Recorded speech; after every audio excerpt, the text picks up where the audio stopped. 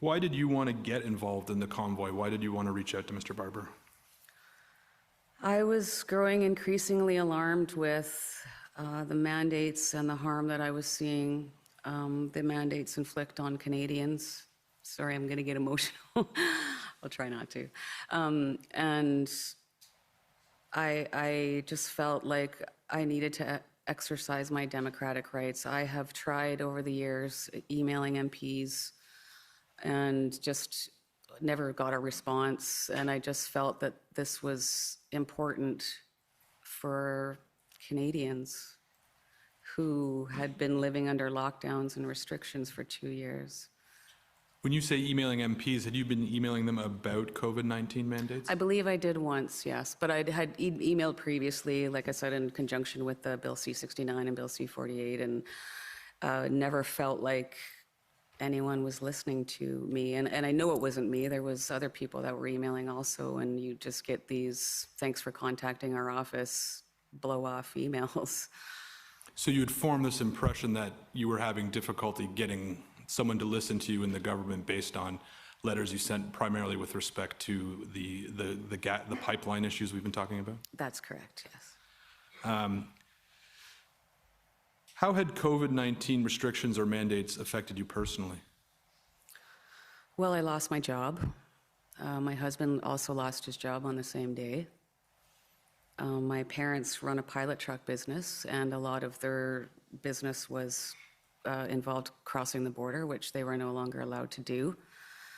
At the time of the convoy, there was rumblings of stopping cross-border, interprovincial, travel if you were unvaccinated. My parents live in Saskatchewan, my grandmother's in Saskatchewan, and I have a daughter and a granddaughter in Manitoba. So I found that incredibly alarming. And why did you lose your job?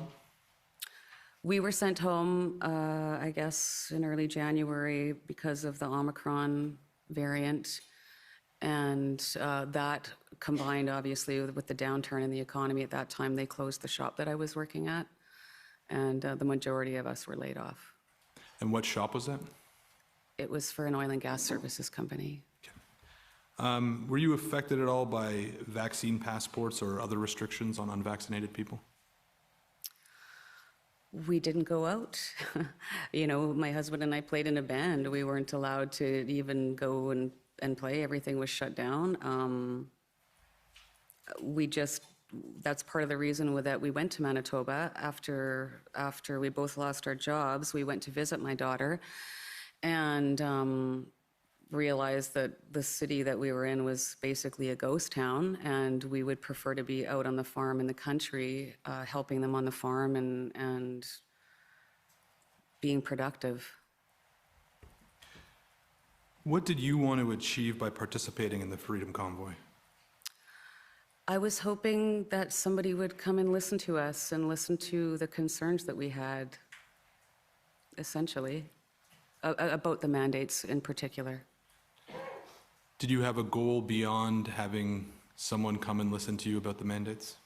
No, we wanted to be heard. We wanted to have discussions. We wanted to end the mandates. Was your goal to have the mandates end, or was a discussion enough, or was that something you hadn't turned your mind to?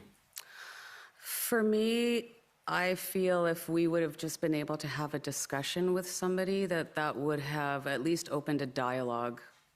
And as the convoy came across Canada, you know, Canadians were telling us, don't stop until we're free, don't stop until the mandates are lifted. So honestly, a bit of both. The frustration that you were describing with respect to mandates, did that feel familiar to the frustration you had been feeling with respect to the pipeline and oil and gas issues? I was much more frustrated over the mandates. And why was that? Because I was seeing families torn apart. The suicides in my hometown were so numerous that they stopped reporting them.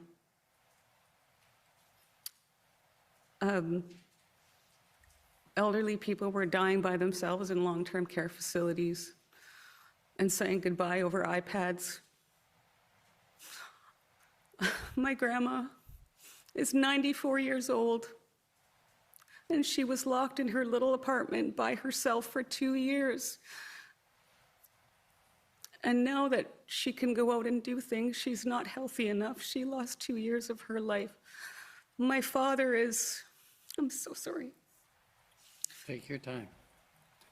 My father is a very social man. He is the Coffee Row, Saskatchewan father. And I remember him telling me one day that he went down to the local restaurant that he went to every single day.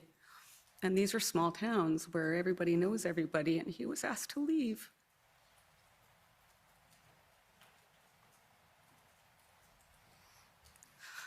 And I didn't want my children and my grandchildren to live in a world like that. I was becoming increasingly alarmed listening to my Prime Minister call me a racist and say that I shouldn't be tolerated. I found his rhetoric to be incredibly divisive, and I'm a believer that if you're a leader of a country, you have to lead all of your people, even if you don't agree with them. And I just saw so much.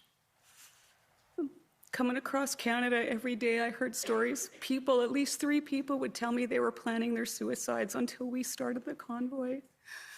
Or stories of people that we were too late. I heard from families that were living in their vehicles because they'd lost their jobs. I heard from people that had lost their jobs and lost everything. I have the tears of thousands of Canadians on my shoulder who every day told me that we were bringing them hope. I saw little old ladies praying on their knees on the side of the road, and I saw little children holding signs saying, "Thank you for giving me back my future."